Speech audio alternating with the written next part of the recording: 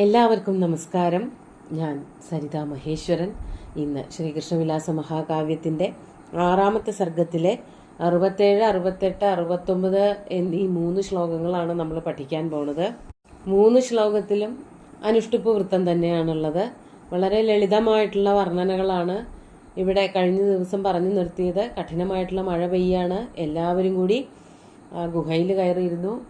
കൃഷ്ണന് ഒട്ടും തന്നെ ക്ഷീണം ഉണ്ടായില്ല, ശാരീരികമായിട്ട് യാതൊരു വ്യത്യാസവും ഉണ്ടായില്ല എന്ന് ആദ്യം പറഞ്ഞു. ഇപ്പോൾ ഒന്നും കൂടിയും അതിനെ പറയാൻ പോവുകയാണ്. എത്ര ദിവസം മഴ പെയ്തു എന്നുള്ളതൊക്കെ അവിടെ പറയാണ്. 67ാമത്തെ ശ്ലോകം നോക്കൂ. സപദാത് പ്രഥമന്യസ്താത് അകുർവാണഃ പദാന്തരം ശൈലം ക്ഷണമിവാധത്ത സപ്താഹം സപ്തഹായന. ആദ്യം പദച്ഛേദം പറയാം. സ പദാത് പ്രഥമന്യസ്താത് അകുർവാണ പദാന്തരം ശൈലം ക്ഷണം ഇവ അധത്ത സപ്താഹം സപ്തഹായന. എത്ര നേരമാണ്, എത്ര ദിവസമാണ് ശ്രീകൃഷ്ണൻ അങ്ങനെ തന്നെ നിന്നത് എന്ന് പറയാണ്. കൃഷ്ണൻ എത്ര വയസ്സുള്ള ആളായിരുന്നു? സപ്തഹായന.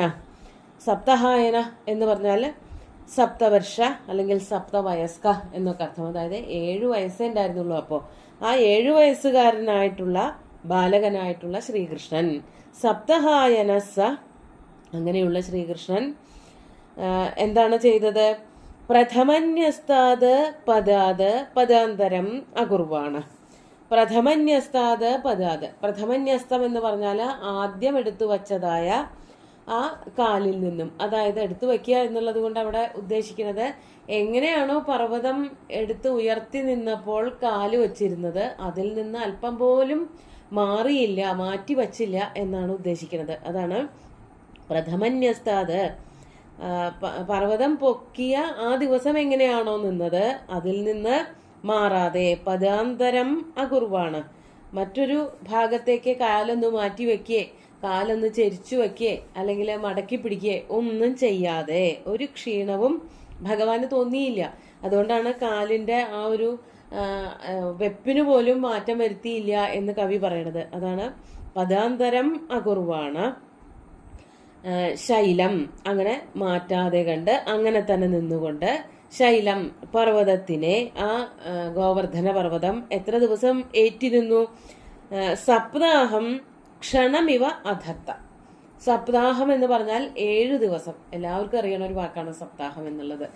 ഭാഗവത സപ്താഹമൊക്കെ വളരെ പ്രസിദ്ധമാണല്ലോ. 7 ദിവസത്തെ വായന, ഭാഗവത വായനയെയാണ്, പാരായണത്തിന് ആരാധനയൊക്കെ കൂടിയിട്ടാണ് നമ്മൾ ഭാഗവത സപ്താഹം എന്ന് പറയണത്. അപ്പോൾ ഒരാഴ്ച എന്നർത്ഥം. അങ്ങനെ 7 വയസ്സുള്ള ബാലകൻ 7 ദിവസം, അത് അടുപ്പിച്ച് ആ ഒരു തോന്നലുണ്ടാവാൻ വേണ്ടിയിട്ടാണ്, അങ്ങനെ അത്ഭുതപ്പെടുത്താൻ വേണ്ടിയിട്ടും കഷ്ടം തന്നെ, അത് എന്താണ് ഇന്ദ്രൻ കാണിച്ചു കൂട്ടണത് എന്നുള്ളതൊക്കെ തോന്നിക്കാൻ വേണ്ടിയിട്ടാണ് സപ്താഹം സപ്തഹായന എന്നിങ്ങനെ 2 വാക്കുകൾ അടുപ്പിച്ചടുപ്പിച്ച് പ്രയോഗിച്ചത്.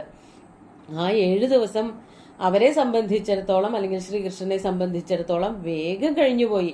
ക്ഷണമിവ അധത്ത, വളരെ വേഗം, ഞൊടിയിട കൊണ്ട് 7 ദിവസം ഭഗവാൻ യാതൊരു മാറ്റവും ഇല്ലാതെ ഈ ഭൂധരത്തെ, അതായത് പർവ്വതത്തിനെ പൊക്കി പിടിച്ചുകൊണ്ട് അങ്ങനെ തന്നെ നിന്നു. യാതൊരു മാറ്റം ഉണ്ടായില്ല.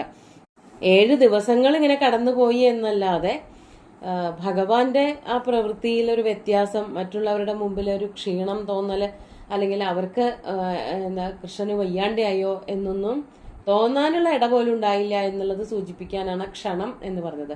ക്ഷണം എന്ന് പറയുന്നത് ഒരു കൈ ഇങ്ങനെ ഞൊടിക്കാനെടുക്കണ സമയത്തിനെയാണ് അത്ര, കണ്ണൊന്ന് അടച്ചു തുറക്കണ സമയത്തിനെയാണ് ക്ഷണം, നിമിഷം എന്നൊക്കെ പറയാം. അത്ര വേഗം ദിവസങ്ങൾ കടന്നുപോയി. കൃഷ്ണൻ ഒട്ടും ക്ഷീണമുണ്ടായില്ല എന്നർത്ഥം.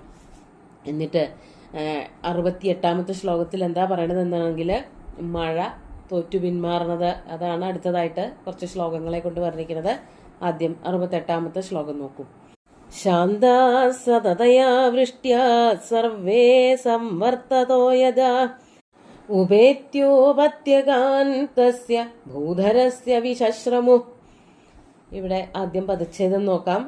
ശാന്താ സതതയാ വൃഷ്ട്യാ സർവേ സംവർത്തതോ യദാ ഉപേത്യ ഉപത്യകാൻ തസ്യ ഭൂധരസ്യ വിശശ്രമു.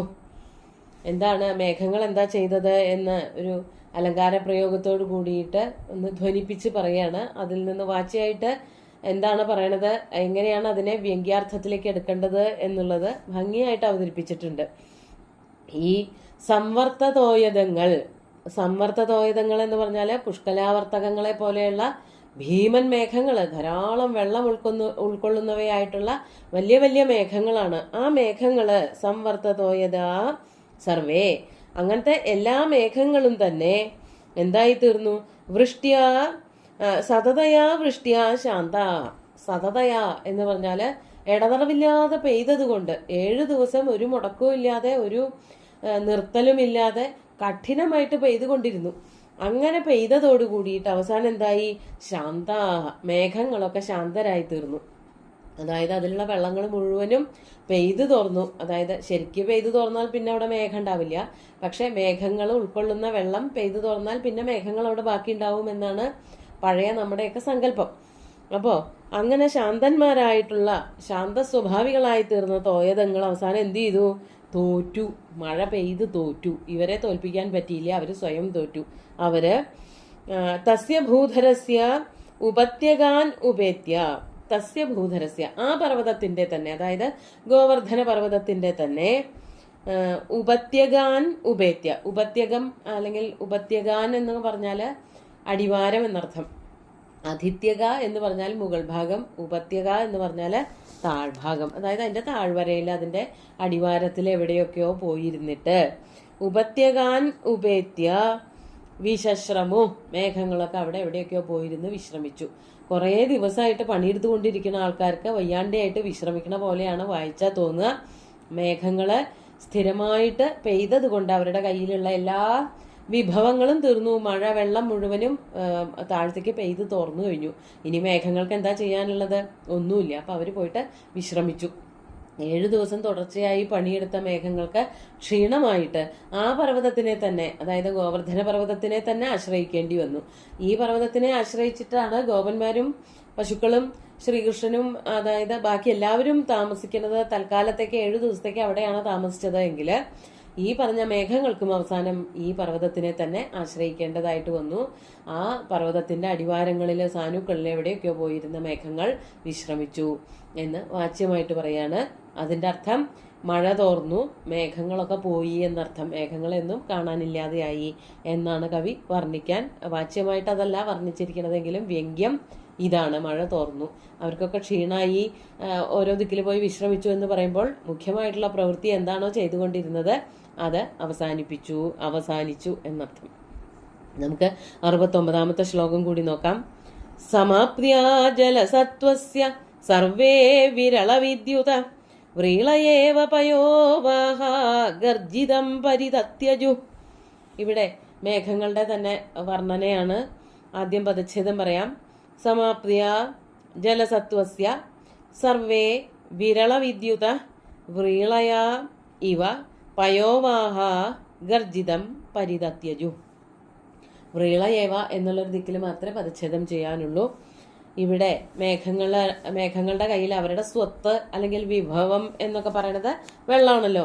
അത് അവസാനിച്ചതോട് കൂടിയിട്ട് അതാണ് ജലസത്വസ്യ സമാപ്തിയ. 7 ദിവസം തുടർച്ചയായിട്ട് മഴ പെയ്യുന്നത് കൊണ്ട് അവരുടെ കയ്യിലുള്ള വിഭവങ്ങളൊക്കെ തീർന്നുപോയി. സത്വം എന്നുള്ളത് കൊണ്ട് ജലം ഉണ്ടെങ്കിലല്ലേ ജലസദ്ഭാവം എന്നർത്ഥം. ആ ജലം ഉണ്ടെങ്കിലേ മേഘങ്ങളെ കൊണ്ട് എന്തെങ്കിലും പ്രയോജനമുള്ളൂ. അതെല്ലാം തീർന്നു പോയപ്പോൾ സർവേ പയോവാഹ, എല്ലാ മേഘങ്ങളും സർവേ പയോവാഹ, അവര് പയസ്സിനെ വഹിക്കുന്നവരെ മേഘങ്ങള്. ആ മേഘങ്ങൾ എന്തായി തീർന്നു? വിരളവിദ്യുത എന്ന് പറഞ്ഞാല് ഇടിമിന്നലുകളൊക്കെ തീർന്നിട്ട് ഇടയ്ക്കൊന്ന് മിന്നിക്കും. അങ്ങനെ ഒരു മേഘങ്ങൾ അവിടെ ഉണ്ടെന്ന് അറിയാൻ വേണ്ടിയിട്ട് ചെറുതായിട്ടൊന്ന് ഇടിമിന്നൽ കാണിച്ചുകൊണ്ട് അത്രേ ഉള്ളൂ വകുപ്പ്. ബാക്കിയൊക്കെ തീർന്നുപോയി. വിരളമായ ഇടിമിന്നലോട് കൂടിയവരായിട്ട് വ്രീളയാ ഇവ ഗർജിതം പരിതത്യജു. വ്രീളയാ ഇവ, നാണിച്ചിട്ടാണോ എന്ന് തോന്നും ഉത്പ്രേക്ഷാലങ്കാരം. എന്ത് ത്യജിച്ചു? ഗർജിതത്തെ പരിത്യജിച്ചു. ഗർജിതം എന്ന് പറഞ്ഞാല് ഇടിവെട്ടലുകൾ, അതിന്റെ ധ്വനി. ഭയങ്കരമായിട്ട് ഇടിമിന്നുക, അതോടൊപ്പം തന്നെ ഇടിവെട്ടുക എന്നുള്ളതൊക്കെ കാർമേഘങ്ങളുടെ സ്വഭാവമാണ്. മഴയൊക്കെ പെയ്തു തുറന്നപ്പോൾ, വെള്ളമൊക്കെ പോയപ്പോൾ മേഘങ്ങളുടെ അഹങ്കാരമൊക്കെ പോയി അവര് നാണിച്ചിട്ടാണോ എന്ന് തോന്നും. ഇടിമിന്നല് ഉണ്ടാക്കുന്നത് നിർത്തി, ഇടിവെട്ടുന്നത് നിർത്തി. സാധാരണ ആൾക്കാരുടെ സ്വഭാവം അങ്ങനെയാണല്ലോ. കയ്യിലൊന്നും ഇല്ലാത്തവർ പിന്നെ മിണ്ടാണ്ടിരിക്കുന്നേ പറ്റുള്ളൂ. അവരൊച്ചെടുത്തിട്ടൊന്നും കാര്യമില്ല. അവരെന്ത് ചെയ്താലും ആരും ശ്രദ്ധിക്കില്ല. അങ്ങനെ സ്വയം ലജ്ജ തോന്നുന്നവർ മിണ്ടാതിരിക്കുകയാണ് ചെയ്യുക. അപ്പൊ ഗർജിതം പരിതത്യജു എന്ന് പറയുമ്പോൾ സ്വാഭാവികമായിട്ട് മനുഷ്യരുടെ സ്വഭാവം എന്താണ്, മേഘങ്ങൾക്കുണ്ട് എന്ന് പറഞ്ഞത് കൊണ്ട് അവിടെ തദ്ഗുണം എന്ന് പറഞ്ഞൊരു അലങ്കാരം വന്നു. അതുപോലെ അതുകൊണ്ടാണോ എന്ന് തോന്നും, അതായത് വിഭവങ്ങളൊക്കെ തീർന്നത് കൊണ്ട് അവര് ഗർജിതങ്ങൾ നിർത്തിയതാണോ എന്ന് തോന്നും എന്ന് പറഞ്ഞപ്പോൾ അവിടെ ഉത്പ്രേക്ഷാലങ്കാരവും വന്നു. യഥാർത്ഥത്തില് മഴയൊഴിഞ്ഞപ്പോൾ പിന്നെ മേഘങ്ങൾ ഇല്ലാതെയായി, ഇടിമിന്നലുകൾ ഇല്ലാതെയായി, ഇടിയൊലികളും ഇല്ലാതെയായി. ആ അഹങ്കാരമൊക്കെ, അതായത് ശക്രന്റെ, ഇന്ദ്രന്റെ എല്ലാ അഹങ്കാരങ്ങളും തീർന്നതായിട്ടാണ് ഇവിടെ വായിച്ചാൽ നമുക്ക് മനസ്സിലാക്കാൻ പറ്റുക. 7 ദിവസം കഠിനമായിട്ട് മഴ പെയ്തിട്ടും ഗോകുലത്തിനെ ഒരു അനക്കാൻ പോലും, ഗോകുലത്തിനെ ഒന്ന് പേടിപ്പിക്കാൻ പോലും ഇന്ദ്രനായില്ല എന്നുള്ളത് ഇന്ദ്രന് ബോധ്യമാവുന്ന സന്ദർഭമാണിത്. നമുക്ക് 3 ശ്ലോകങ്ങളും ഒന്നുകൂടി ചൊല്ലി നോക്കാം. സപദാത് പ്രഥമന്യസ്താദകുർവാണഃ പദാന്തരം ശൈലം ക്ഷണമിവാധത്ത സപ്താഹം സപ്തഹായന ശാന്താ സതതയാ വൃഷ്ട്യാ സർവേ സംവർത്തതോ യദാ ഉപേത്യോപത്യകാന്തസ്യ ഭൂധരസ്യ വിശശ്രമു സമാപ്ത്യാ ജലസത്വസ്യ സർവേ വിരളവിദ്യുത വ്രീളയേവ പയോവാഹ ഗർജിതം പരിതത്യജു. അങ്ങനെ മഴയൊക്കെ തോർന്നു എന്ന് പറഞ്ഞുകൊണ്ട് ഈ 69ാമത്തെ ശ്ലോകം നിർത്തുകയാണ്. സുന്ദരമായിട്ടുള്ള, നല്ല വർണ്ണനാ സമ്പുഷ്ടമായിട്ടുള്ള ഈ 3 ശ്ലോകങ്ങളും ഭഗവാന്റെ കാൽക്കൽ അർപ്പിച്ചുകൊണ്ട് ഗുരുവായൂരപ്പനെ സാഷ്ടാംഗം നമസ്കരിച്ചുകൊണ്ട് എല്ലാവർക്കും ശുഭദിനം നേർന്നു നിർത്തട്ടെ. നന്ദി.